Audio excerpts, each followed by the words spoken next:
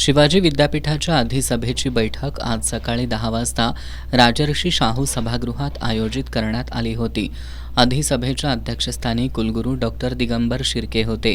शिवाजी विद्यापीठाचा नामविस्तार करा अशी मागणी केली जाते। या पार्श्वभूमीवर या अधिसभेत सदस्यांनी काळ्या फिती लावून जोरदार विरोध केला। शिवाजी विद्यापीठ हेच नाव कायम राहावं अशी मागणी सिनेट सदस्यांनी केली आहे। सभेच्या सुरुवातीला शिवाजी विद्यापीठाचा नामविस्तार करण्यात येऊ नये या मागणीचा स्थगन प्रस्ताव ठेवण्यात आला। हा प्रस्ताव स्वीकारला की नाकारला हे अध्यक्षांनी स्पष्ट सांगावं अशी मागणी सदस्य ॲडव्होकेट अभिषेक मिठारी आणि श्वेता परुळेकर यांनी लावून धरली। यावेळी आमचं विद्यापीठ शिवाजी विद्यापीठ अशी जोरदार घोषणाबाजी करण्यात आली। जोपर्यंत अध्यक्ष यावर स्पष्ट मत देत नाहीत तोपर्यंत सभेचं कामकाज चालू देणार नाही असा पवित्रा अनेक सदस्यांनी घेतला। दरम्यान प्रसारमाध्यमांना बाहेर जाण्याच्या सूचना केल्यानं सदस्यांनी आपला रोष व्यक्त केला। माध्यम प्रतिनिधी प्रशासनाने दिलेल्या सूचनेनुसार कामकाज चालेल। प्रशासनाच्या सूचनेनुसार कामकाज चालेल। अधिकार नाही। चौथा खांब आहे अध्यक्ष महोदय आणि हे चुकीचं चालू आहे। सभागृहामध्ये सदस्यांनी बोललं पाहिजे। कुठलाही कापून घेतला जाणार नाही अध्यक्ष। सदस्यांच्या जोरदार मागणीनंतर अखेर अध्यक्षांनी हा प्रस्ताव चर्चेविना स्वीकारत असल्याचं जाहीर केलं।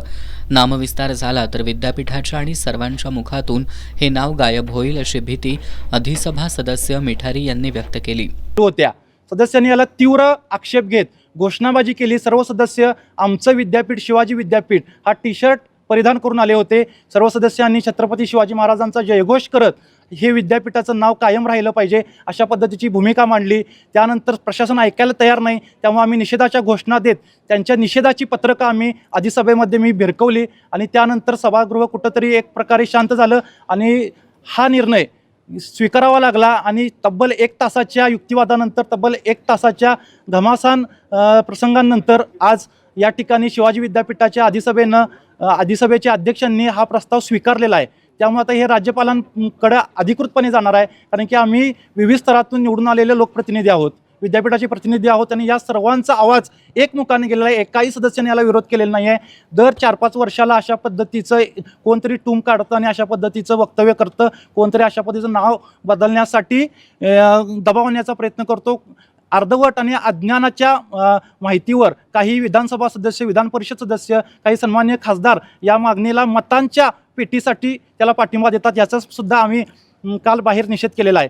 मुद्दा करताना शिवरायांचा इतिहास आणि शिवरायांचं नाव खुपताना गेले अनेक वर्ष, गेले शेकडो वर्ष ज्यांनी शिवरायांच्या राज्याभिषेकाला विरोध केला ना, त्यांचीच कोणतरी लोक या पद्धतीनं शिवरायांचं नाव येऊ नये, छत्रपती शिवरायांचं नाव कायमस्वरूपी राहू नये, कारण की एकमेव विद्यापीठ आहे। आज बघा पुणे विद्यापीठाला पुणे विद्यापीठ म्हणतात, सावित्रीबाई फुले पुणे विद्यापीठ असं कोण उच्चारायला जात नाही।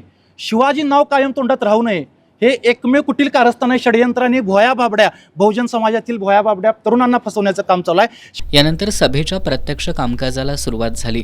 सभेत एकूण 68 विषयांवर चर्चा करण्यात आली तर 23 प्रश्नांची उत्तरं देण्यात आली। यानंतर विद्यापीठाचं सन 2025-26चं वार्षिक अंदाजपत्रक मांडण्यात आलं।